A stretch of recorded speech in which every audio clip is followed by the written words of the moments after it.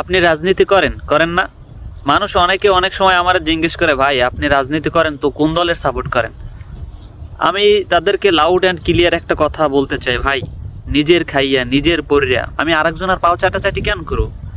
একজন নেতার সাথে হাঁটতে হইলে কিন্তু তার ভাই ভাই থাকতে হইবে, তার নিয়ম কানুন কায়দা কানুন মান্য চলতে হইবে। মূলত এইটারই গোলামি বলে। আমি ওইটাই নেই, আমি সবসময় মুক্ত স্বাধীন থাকতে চাই। আমার কথা হচ্ছে আমি নিজে খাটি, নিজে কামাই করি, নিজের খাবার নিজের খাই। আমি আরেকজনের পাও চাটতে যাবো কেন? আপনার পিছনে পিছনে আমি হাঁটবো কেন আমার কাম কাজ ফেলাইয়া? ঠিক আছে, আমার কথা হয়েছে আমাকে যদি কেউ পাশে রাখতে চায় তো আমি তার পাশে থাকবো, ঠিক আছে।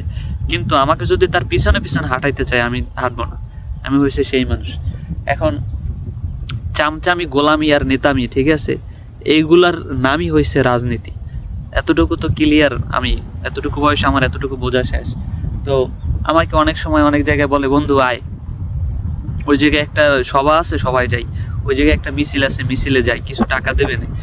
ওরে তোর টাকা দেবে 500 টাকার জন্য আমি ওই দলের পিছনে হাঁটবো, ওর পিছনে পিছনে হাঁটবো কেন? আমি কোন স্যাটের মাথা হয়ে গেছে? আমার কথা হয়েছে যে একটা দল ভালো, ওই যে লোকটা যে নির্বাচনে দাঁড়াইছে ওই লোকটা ভালো, আমি জানি তিনি ভালো, তিনি নেক কাজ করছে, মানুষের উপকার করছে, ঠিক আছে। তো আমি যাই ওরে ভোট দেবো, ভোট দিয়ে আমি চলে এসছি, আমি আমার মতো থাকবো। আমি কিল্লেগে ওর পিছনে পিছনে এবার হাঁটতে যাবো, আমি কিল্লেগে মিছিলে যাবো?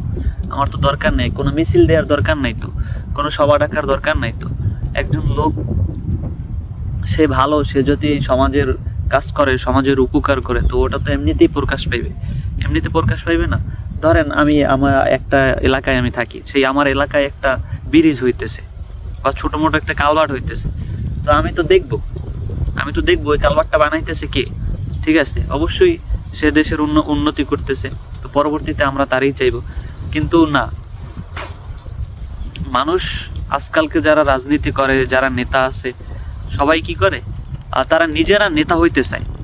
এরকমটা হইলে তো আর নেতা হওয়া যায় না। মানে এরা যে সমাজের উন্নয়ন করবে না আমরা বুঝি। ধরেন একটা লোক নিজে মনে করেন নির্বাচনে দাঁড়ানোর পর 500 টাকা করে দিয়ে 100 জন মানুষ এটাকে এরপর মিছিল দেয়া হইতেছে, ইনি নিজে নেতা হইতে চাইতেছে। কিন্তু জনগণ যখন দেখবে যে এই লোকটা ভালো, তারা কি করবে, জনগণ 100 জন জড়ো হইয়া এরপর ওই নেতারে নির্বাচন দাঁড় করাইবে।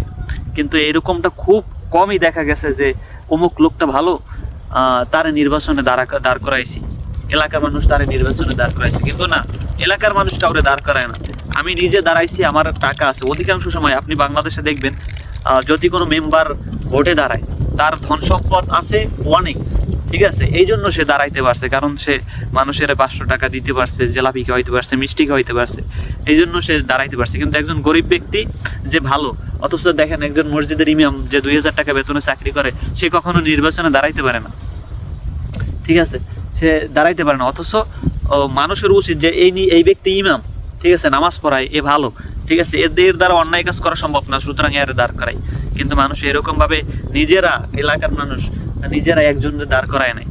একজন দাঁড়াইছে, মানুষ তার পিছনে পিছনে হাঁটছে, কারণ সে কি করছে, 500 টাকা করে সবাইরে দিতেছে, 1000 টাকা দিতেছে, অথবা প্রতিশ্রুতি দিতেছে যে আমি যখন ভোটে দাঁড়াইতে পারবো তখন আপনাদেরকে দিব। আমার কথা এতটুকু ক্লিয়ার যে আমি ভোট কারে দিব সেটা আমি জানি না, আমি কখনো বলি না। তবে আমি চাই যে ইসলামী আইন প্রকাশ পাক, সেটা যে দলই আসুক, যেন ইসলামী আইন প্রকাশ না পাইলেও মানুষের যেন আগের চেয়ে ন্যায় বিচারটা একটু উন্নত হয়, দেশটা একটু উন্নত হয়। এই সব কিছু চিন্তা ভাবনা বিবেচনা রেখে এরপর আমি ভোট দিব। আমি বলবো না যে আওয়ামী লীগ, বিএনপি, জামাত, আমি কোনো দল রাজনীতি করি না। আমি দেখব যে কোন দলটারে আমি যদি ভোট দেই তাহলে ওই দলটা দেশের উন্নয়ন করবে, আমি শুধু ওই দলটারই ভোট দিব। এখন বিএনপি, জামাত এগুলো আমি দেখব না। কথা বুঝাইতে পারছি? এখন আমি কখনো কোনো রাজনীতি নিয়ে কথা বলবো না, আমি কোনো দলের বিরুদ্ধে কথা বলবো না, প্রকাশ্যে কথা বলবো না। হ্যাঁ, অন্যায় কাজ যে করবে আমি তার বিরুদ্ধে অবশ্যই কথা বলবো।